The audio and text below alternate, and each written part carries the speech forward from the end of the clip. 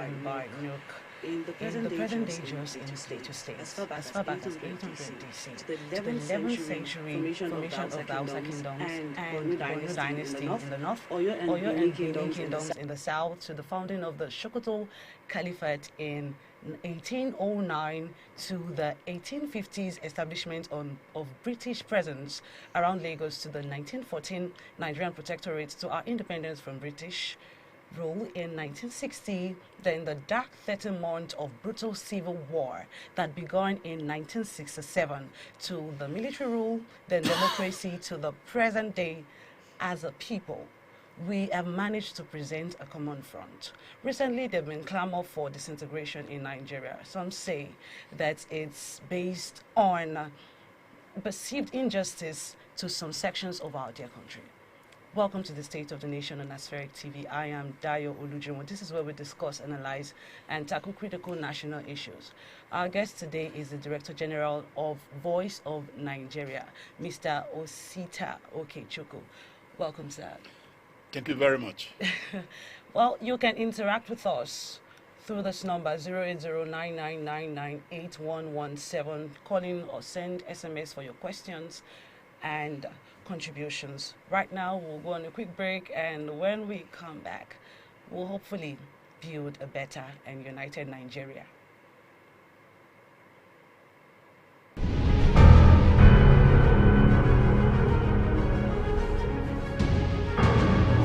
Mr. Osita Augustine Okechukwu was born into the family of Mr. Benjamin Okechukwu at Eketao, Udi local government area in Enugu State. Osita is a pan-Nigerian accomplished teacher, political scientist, communicator, civic and community mobilizer and leader. He graduated at the University of Nigeria in Nsukka in 1983 with a bachelor's degree of political science. Mr. Osita has over 30 years working experience in both private and public sector. In May 2016, President Buhari appointed Osita as the Director General of Voice of Nigeria. His scorecard, reasoning that 5 out of 6 time zone no longer subscribe to shortwave radio, upgraded the website www.gov.ng, embedded Voice of Nigeria into smartphones app, Simple Radio, To Learn Radio and Radio Garden, Voice of Nigeria Radio and YouTube, Facebook, Twitter, Instagram and many others. Osita is happily married with children.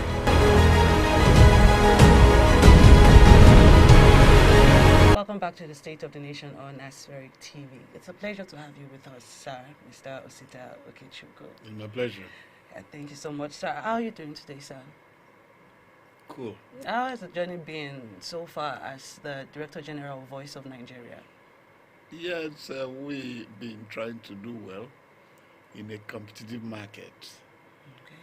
When we took off in 1961 as the external arm of the Radio Nigeria was the only one radio station in the country then. Going by decades, we are now having multiplicity. In the last count, is getting to almost 1,000 radio stations in the country. So you can imagine we are now in a competitive environment.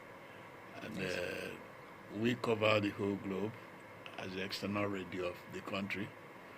And in the globe as a whole, there are about 6 time zones. And in 5 of those 6 time zones, shortwave is almost eclipsed. They have gone to digital media, and that's why we've also followed to go into multimedia. Where today we're in the smartphones, in a phone application, Radio Garden application, tuning radio, and Simple Radio. Just to meet up with our audience that migrated out of the old shortwave radio. So we are meeting them at a smartphone. We also have webcasts. www.gov.ng www.gov.ng. That's our webcast, where you could find us all over the world in order to reach our audience globally. Because we're also trying to advance to hunt for our audience. That's beautiful. Yes. So we've come a long way. That's yes. So, sir, despite the hustle and bustle, the clamor for disintegration in Nigeria, what keeps you going as a Nigerian? Don't worry about the postulations. There is a school of thought that says Nigeria is an artificial creation. I'm a student of history. Okay. I do not know a country that is not an artificial creation. Growing up from a nuclear family, to a village, to a town, to a clan, to an ethnic nation, and to, at the end of the day, a nation or a republic like that of Nigeria. So there's no question of artificiality in it. So is the United Kingdom, so is the United States, so is the Soviet Union. It used to be USSR. Disintegrated today, they are now Russian Federation. There was a Thailand as a country. They used to have, they were at this time in a bleak situation where we are. And it happened that in the last century, an Austrian envoy was trying to postulate that Italy will soon be disintegrated because for the envoy, he was the first person that used the word geographical expression. He said Italy is a geographical expression. But not knowing that the Ottoman Empire and others were empires that grew and disintegrated as well. The country he was then is now 6 countries. The Germany itself, Austria, and others. But Italy remained what it is. That is how I see Nigeria. It's part of all the bickerings. The bickerings is natural. We, post-1970 Nigeria, we abandoned our main state, which is agriculture, and jumped at the oil revenue. It became like a golden era.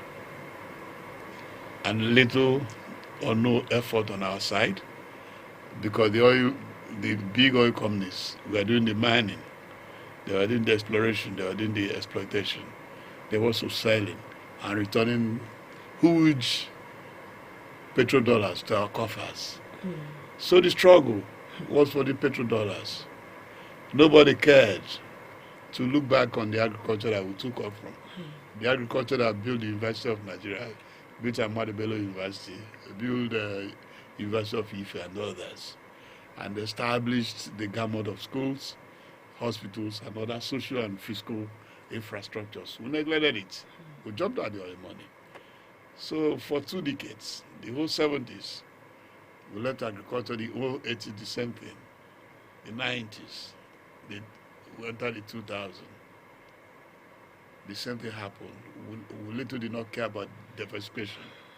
Suddenly, each time the international oil price nosedives, we cough. That's why the present government had more than those who you like President Buhari or you hate him, nobody would deny the fact that post-70 Nigeria, he invested more in getting people back to land. He invested more in both equipment and materials to revive our agriculture. That's why a few months after he came to power, in November to be exact, 2015, he started what they call the Anchor Borers program. That is community-based, community ownership, with the state funding the clearing of the land, funding the tilling of the land, the supply of high-yielding seedlings, supply of fertilizer at a cheaper rate, extension workers advising the farmers, and to crown it all, an agreement with large-scale entrepreneurs that buy off what they call the off-takers, the crops. Because in the past, we also witnessed when the farmers, after a good harvest, their products so it seems will be spoiled. Well, it seems the youths and a lot of people are not seeing this. And what would you say is the cause for the clamor of disintegration in Nigeria? No, the clamor of integration is still the struggle for the oil revenue. Just the oil revenue? But unluckily, the oil revenue is going. There's a company called Tesla. It produces cars that do not use the PMS or petrol. It's coming to fruition. There's also the electric cars that have no business with the PMS or petrol. So those are the dynamism of technology and science. So by the time we're heading towards them, a lot of people will come to, at the end of the day, to the truth of the matter, that that era will sooner than later become a past era. So the clamor had been, that's why you could see us trooping to Abuja every month. All the governors of the whole federation coming to show what they call the national cake. And going by the revenue formula, the federal government of Nigeria gets the larger chunk of about 52 points. The state government gets about 26 points. The local councils get about 20. So between the state and the local council, they have about 47%. What the federal government has the other, outside the derivation fund and the ecological fund that is distributed by the federal government to the states. Because the federal government do not have any plot of land that is in charge except in federal capital where we are. But in the other states, the governors are in charge. So the clamor or the struggle is in the petrodollars. Now that is almost going, that clamor had intensified because it's like a last battle of who gets what, when and how. But the truth of the matter is that any reasonable Nigerian now has to also start thinking, what can I do outside the petrodollars? And one of the low-hanging fruit is agriculture. Sure. Then there's the IT, small and medium-scale industries, which the federal government of Nigeria is also supporting. So by the time some people finds out to start up in IT, agriculture, the struggle. In fact, my prediction, what will bring the unity of the country in a faster or sooner than later is the new middle class that will be built by agriculture. Because when the federal government of Nigeria today helps you to clear the farm, helps you to give you high-yielding seedlings, the palm seedlings they brought to my village has only 2.5 years to start producing. And at the height of production, the palm tree will not be as tall as myself. So you are not bordering on climbing anymore. You are harvesting on the ground. And it has a shorter time of maturation to produce seedlings. So if you're in a village and you're into palm produce, before the man in Abuja who is doing the white collar job comes home, you're already made. So there will be a new class that will mutate from one village, one town to the other. Because Nigeria happened to be one of the most endowed countries on earth. No doubt. There's no 1 kilometer of land in Nigeria that is not fertile for one crop or the other. So what the federal government had done, which I christened it President Muhammadu Buhari's agrarian revolution, I call it Bugref. Bugref in the sense that he's saying, since the Nigerian people, what is putting us out of the farm is because we are with raw or ancient implements, the hoes and the cutlasses. But now Mr. President has put into package importation of myriads of farm implements under what they call the Green Imperative Plan. Okay. is a loan of 995 million euro, equivalent of $1.2 billion. That will contain both for the ranches, that will stem the farmers' herders' conflict. It will, to a greater extent, wipe it off the scene. It will also have implements. If you are in the north doing sorghum, wheat, rice, you have equipment for that. If you are doing even the pepper, the Soka pepper in the Enugu state, you have equipment for that. If you are there doing cocoa in the western part of the country, you have equipment for that. You are doing the palm produce I talked, you have equipment for that. You are doing cotton in the north, you have equipment for that. Very different variants of equipment, multiplicity of equipment. So what is holding you as a youth? You talked about the youth. Yes. They're no more going to use your bare hands to do the farming. And when you're not using your bare hands, it encourages you have less sweat. You get that? Yes. And the baseline peasant farmers of those days, assuming you were doing a quarter of a hectare, where you were using your hoe and your cutlass and your dig to dig, suddenly you have modern implements, tractors. It means it's very easy for you to graduate from 1/4 of a hectare to about 2 hectares. Yes, it's faster. Yeah. And that's why I was telling those who were opposed to the borrowing. I said, no. It's a valid item to borrow for because it can pay itself. And it will keep the people on job. To keep the people on job.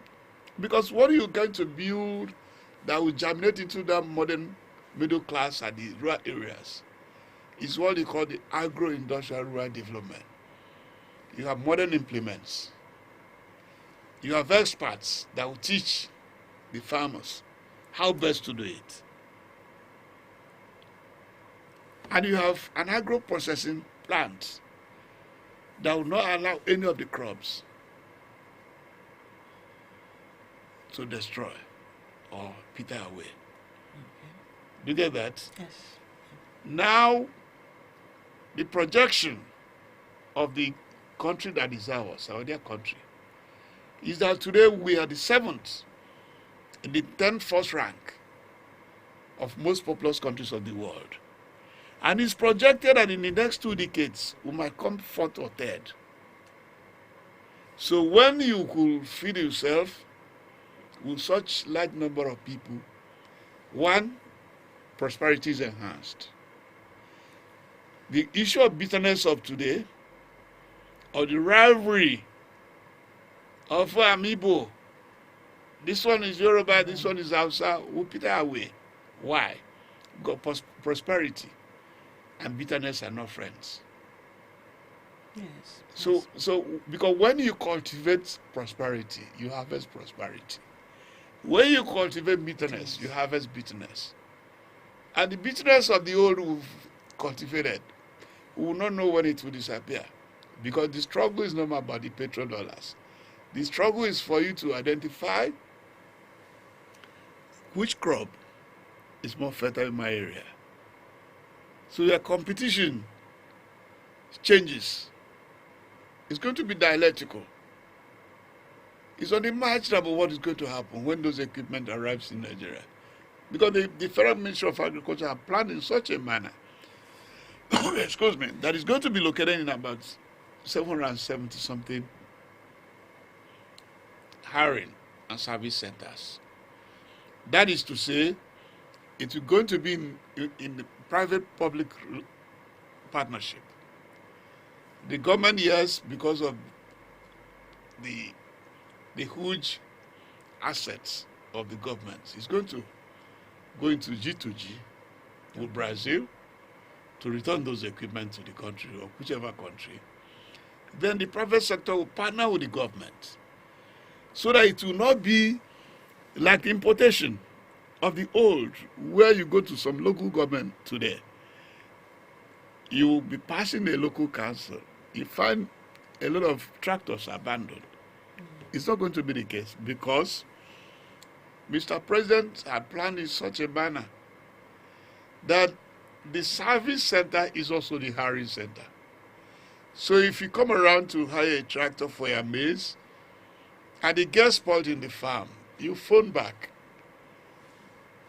They'll pull up a tractor to replace that one and take it back for repair. So it becomes a win-win.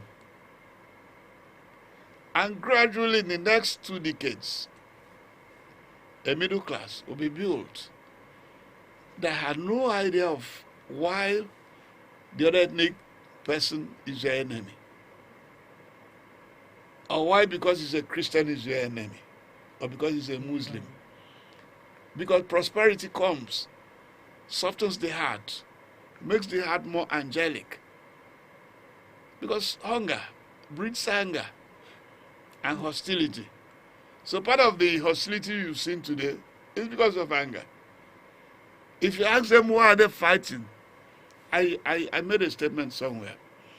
I told them that if you think that the issue is ethnicity, no. If you think the issue is the religion, no. But these are instruments being used in order to corner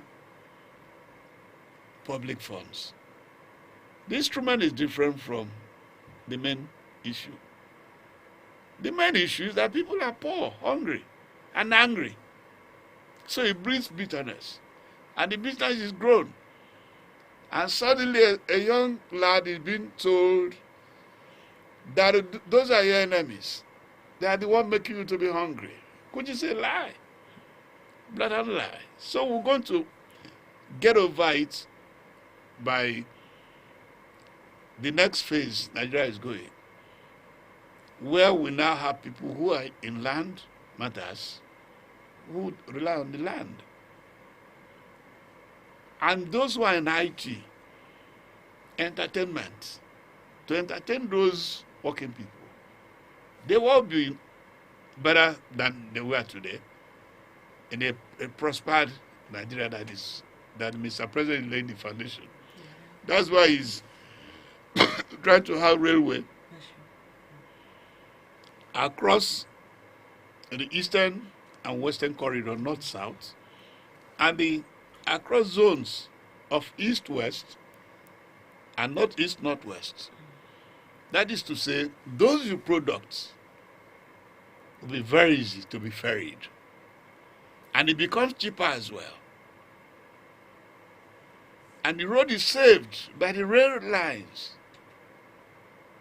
Because the more you have haulage going through the rail, the less you see the trailers on the road. So it's going to be a transformation that is going on.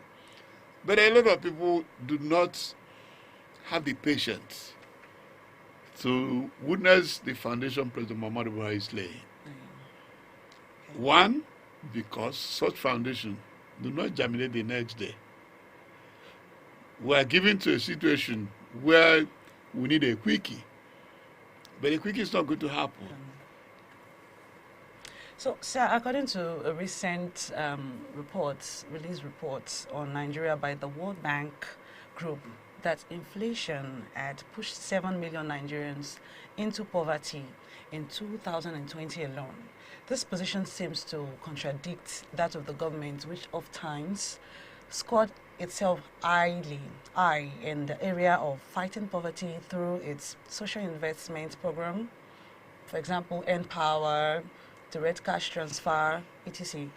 Government often claim it uplifted millions out of poverty. What's your take on this, sir? No, the issue had always been that there's ups and downs in human affairs. It is the World Bank that is saying that 7 million slided into poverty. That is also telling Mr. President to remove the subsidy on fuel. Could they are aware will trigger off a hyperinflation, more than the inflation we have today. And they're also aware that inflation is a killer of seasonal happiness. Because inflation kills happiness. You want to come to the market today, and what you are buying for 10 naira becomes 18 naira. Apparently, you are shoved aside, you slide into poverty.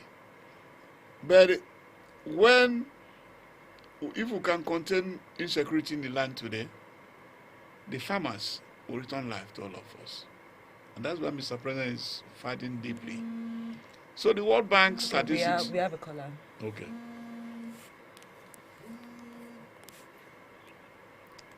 Hello. Hello, good evening. Good evening. Good evening. Please, can we know your name and where you're calling from? Okay, my name is Pastor Samuel Thomas. I'm calling from Kubwa. Okay. In Abuja. Okay, yeah. Sir, can you go straight to your question or contribution, sir? Yes, I have a contribution to make. Okay. So, go ahead, sir. What I listened to your man there that is on the studio with you, Mr. Osita Okechukwu. Yes, sir. So yes, I like what he's saying, and then I commend him for that. But when we talk about Nigeria, we need a united Nigeria. How can we be able to come up to be unified again? And then I want you to know, I want you also to make a contribution towards that. Nigeria needs a reconstruction. Nigeria needs to be restructured back. And then the Senate needs to also revisit the 1999 Constitution for amendment.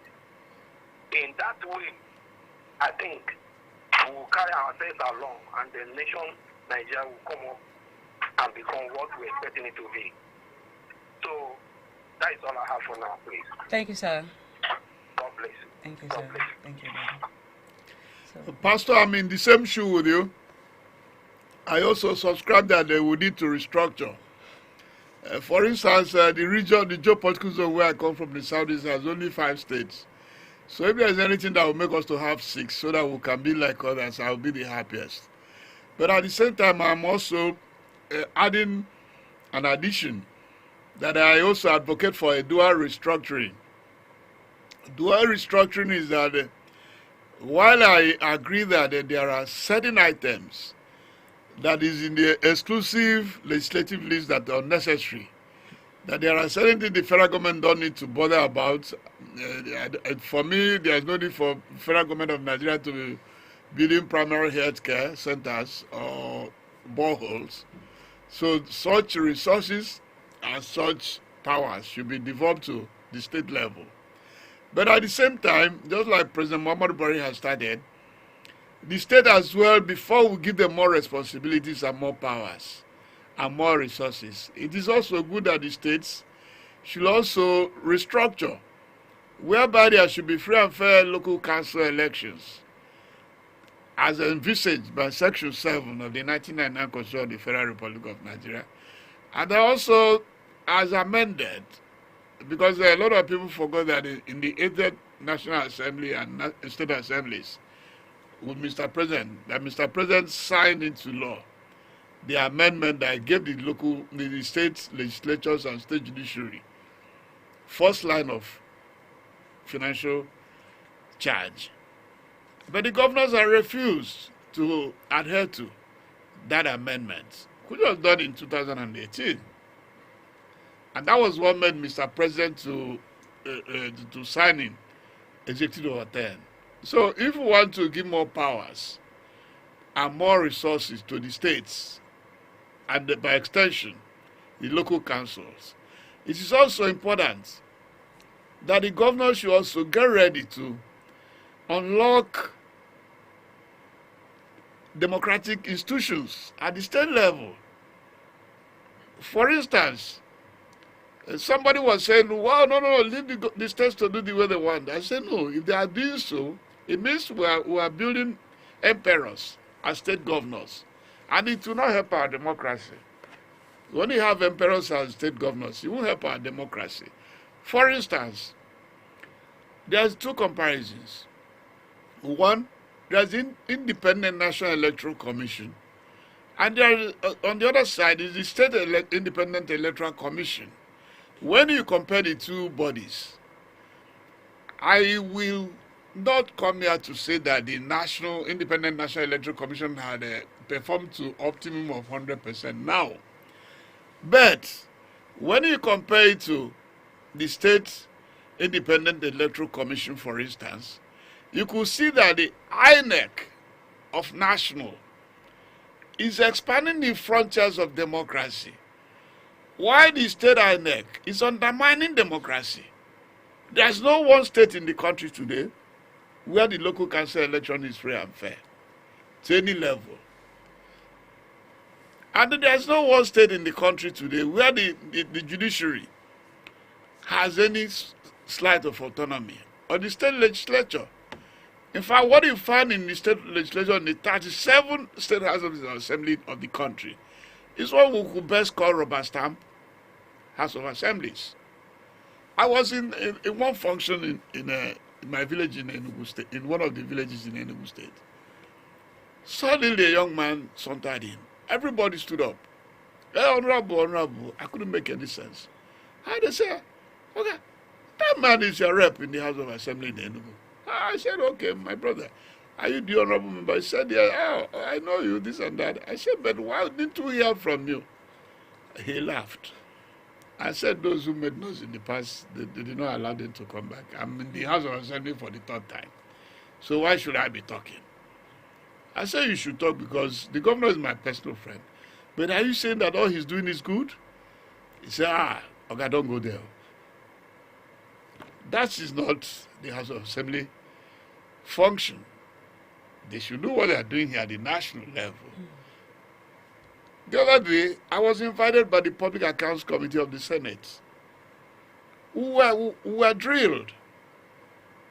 That lets you know as a human being that yes, voice of Nigeria is not your own. That it belongs to the state and to the Nigerian people.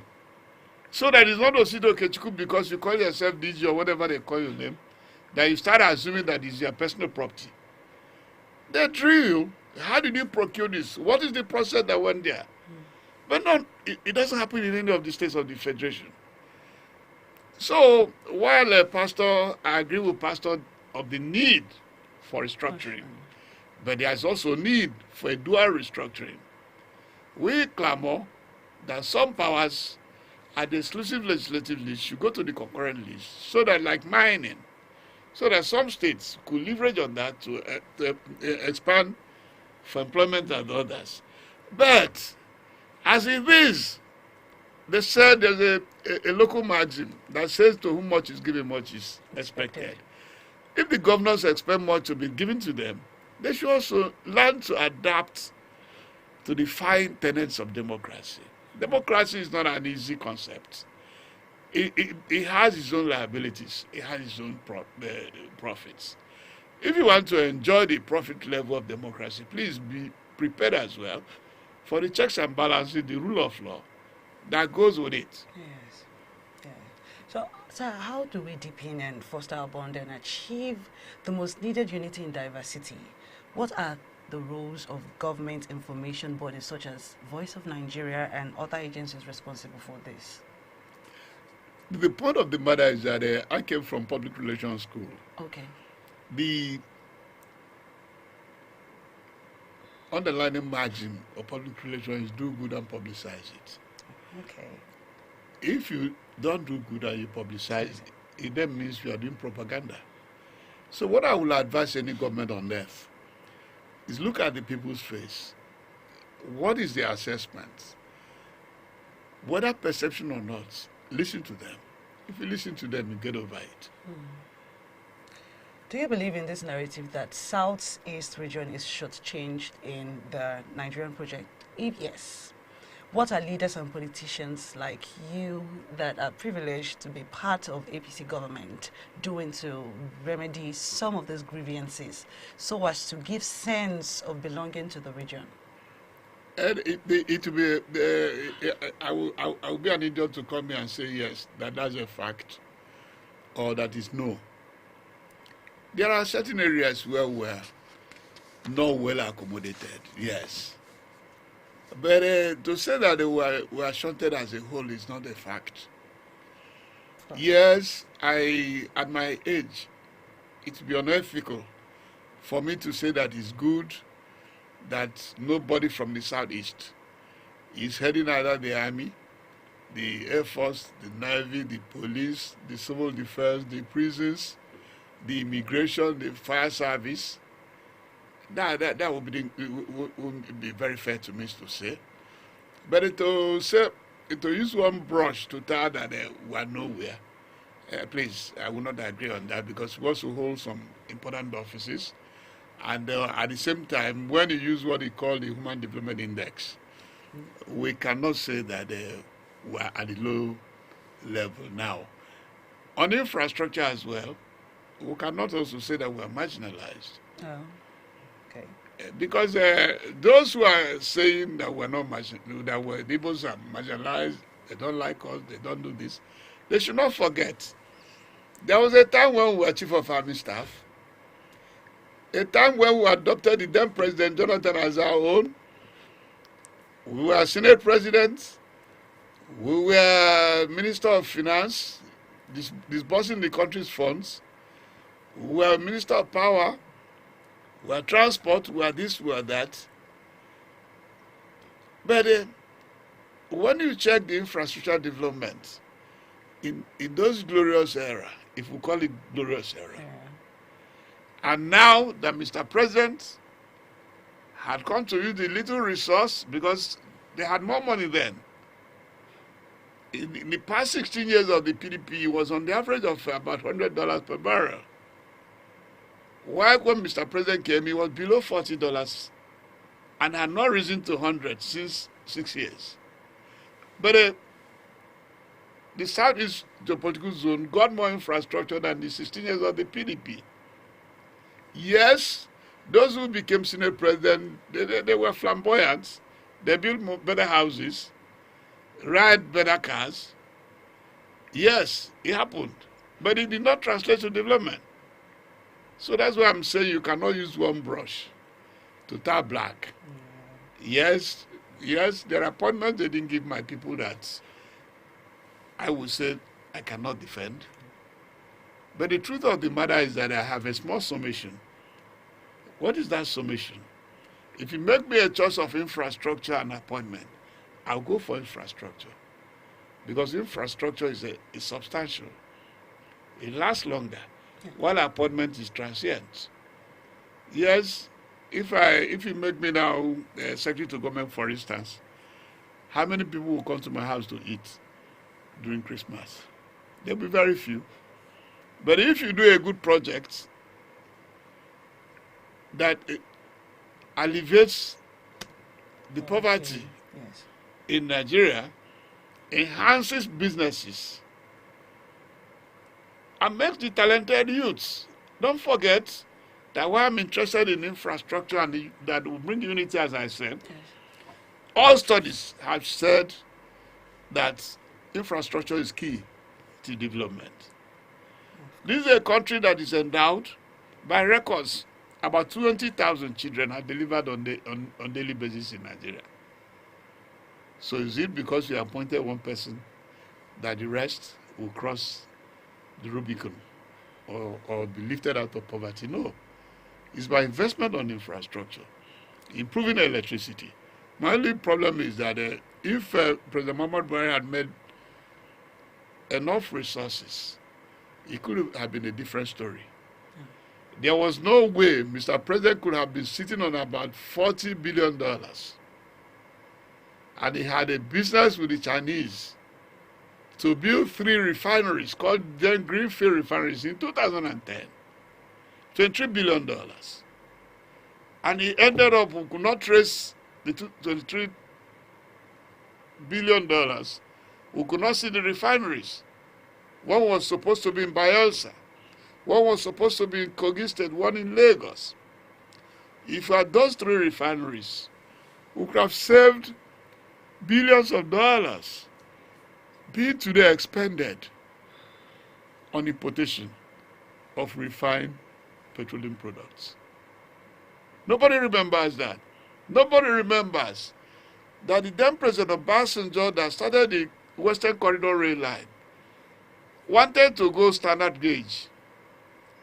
But because, for whatever, he went for narrow gauge. It's President Muhammad Buhari that said if you want the people to live in Ibadan and go to work, if they want, in Lagos, that you need standard gauge because they had better speed.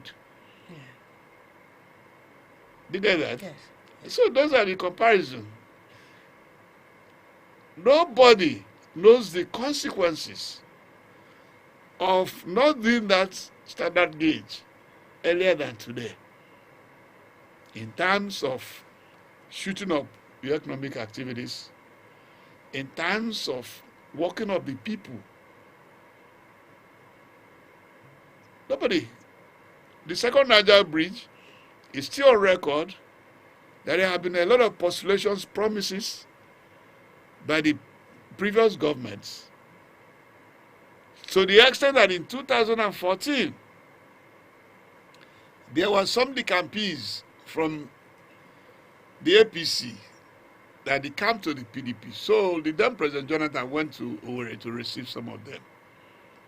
On his way back, the then Governor Peter Obi apparently advised they should pass through Onitsha. So where he met the Obi of Onitsha, Awogidi, in the reception, Obi being a cerebral person, a technocrat by excellence, dusting his files, reminded the then President Jonathan that 4 years ago you were here. I did a promise that you will be the second Azikiwe that will start the second Niger bridge, because the first Azikiwe started the first Niger bridge. That today, Your Excellency, there's nothing on the ground. They quickly cooked up what they call the PPP. That still fell flat until Mr. President came and brought the first set of rods, the first bag of cement. Not PPP this time, but direct contract that become one of the key federal government projects. I think there are about 3. Lagos to Ibadan Road, second Niger Bridge, and one other in the project. So when you look side by side on giving an assessment on the President Muhammad Buhari's regime, yes, you could criticize the skewed nature of the appointments, key appointment. Yes, nobody can defend that easily. But when you compare it to the infrastructural development, I will go for the infrastructure. But that doesn't mean that I will not advise that it is better to be even. Because, well, Nigeria is a religious country. If you're a religious person, if you know that Mr. Ade is better for this job in this studio, and because it's Mr. Ade, you don't employ him, you are not being faithful to even the project itself or to God. Because some mind told you Mr. Ade or Mr. Musa, Abubakar will be better. And you say, no, Abubakar is not my own person. You're not being fair to the country. But it is not anything that anybody had to break his head, because appointment is transient. Is Nigeria tilted towards one-party system? The question is necessary in view of politicians leaving the opposition for the APC. Nigeria cannot go into a one-party state because by our nature, we cannot. Why some are leaving for the APC, some are also going to PDP, but they might not be as pronounced. Yes. That is the danger. Okay. And I keep on telling them, like in Enugu State where I come from, when one of our own fathers, a former governor of Old Anambra State, Jinwobodo, joined us in APC, deliberately we released a statement that he came from the window. Everybody shouted, Osita, how can you do this? How can you do that? If I count those who become from PDP to APC, I'm here to find that value they added. Because they didn't come with people. They come with the money. Enugu State, for instance, today, I don't know whether we'll now have a boss that is tagged APC. I don't want to go into that. So nobody can drive Nigeria into a one-party state. It's not possible. So, sir, rate President Muhammadu Buhari performance on the scale of 1 to 10. What? Rate President Muhammadu Buhari performance on the scale of 1 to 10. I would say that President Muhammadu Buhari had, I should give him about 70%. Oh, wow. I came from an economic school of points. Oh, okay. If you have 10 kobo and you achieved 8 kobos performance, and somebody that had 100 naira achieved the same 8 kobo, I will give you a higher percentage. He didn't meet. It was like, we even asked ourselves, how come that when President Muhammadu Buhari came, because don't forget that we do not determine the international oil price. Yeah. And I started even by telling you, we do not even contribute in the production process. We are just on a bazaar. You know what it means? That in your household, you had about 100 naira every month. Suddenly, it became 40 naira. If you're not careful, your wife and your kids might also revolt. Yes, yes. But President Muhammadu Buhari managed up to today. So that's why honestly, that's my assessment. Because he achieved much with little. So before we draw the curtain on this interview, you've been credited high for performance as DG Voice of Nigeria. Some says you ensured Voice of Nigeria have a befitting edifice as headquarters, rebranded the website, and many more achievements. Can you give us an insight to all of this? What's the secret? No, I didn't. The issue about the head office should be credited to Mr. President. Okay, so you don't. Because when we came, when I was appointed by Mr. President in 2016, in my brief, they told me that Radio Nigeria, where we were, belongs to our parent agency, Radio Nigeria, because we were a department there in the 60s. I said, what happened to us? They said, actually, because I have lived here for almost 30-something years, I said, what happened in the master plan? I said, where are we giving him master plan? That I can even go to look for money, even if it's in partnership, to develop the plot. They said, no. It was what is called today the Yaradua Center. Okay. That the nature of the Yaradua's struggle and demands leading to our return to democracy did not give anybody any hoot when the then president allocated the plot to Yaradua Center. Okay. I said, so what happened? They showed me one place where we had transmitter and the rest. So I now told myself that being part of the APC, I was a member of the merger committee. We came along with Mr. President from 2022-23 to date. I said I know the zeal of Mr. President, and I could see that the activities of the anti-graft agency like the EFCC had heightened, that dotted on the streets in Abuja are EFCC marks. So I told somebody, I said, why wouldn't we benefit from the anti-graft of Mr. President? So a friend of mine, Tony Dara, said, Osita, if you're talking of EFCC house, let's go around one weekend. There are 2 or 3 that I might show you. So he showed me that one. So I wrote a letter to Mr. President, and Mr. President said, Osita, for yourself? I said, no, sir, for the agency. He said, what happened to you? I explained to him how we actually were located was given to the Yaradua Center. So he said, you identified this. He referred us to the FCC.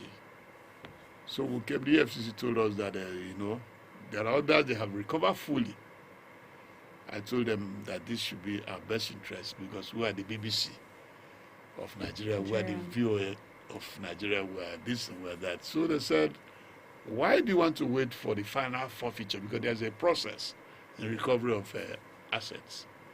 I said we'll wait. From 2016 to 2019, the final judgment came. And Mr. President said the EFCC should hand it over to us. So that's why I said it's not my, the little I did was the wrong. Okay. But actually it should be credited to Mr. President because if he didn't fight the anti-graft war, we will not benefit from the fruits. Okay. So that is okay. About that. Okay, there's one thing I really didn't get clear. What's your take on causing unity in Nigeria? How can we make this happen? I told you the foundation for unity of the country is being laid. Infrastructure will develop the people to be happy. Prosperity and unity go hand in hand. Hunger and hostility go hand in hand. That is it. And how will it come? Development. 70% of Nigerians are in agriculture. So if you manage to develop 50% or 40% of that, you've prospered the country in the next 10 years. Okay, that's what Mr. President is saying of lifting 100 people. He means that proclamation. Okay, are you saying the youth should now dive into agriculture? I'm telling you that we are no more going there with your hose. Okay. So what's your sweat? It won't peel your hands. Because it's not looking like the youths are really aware of all this. No, they will be aware because the machines will be there now.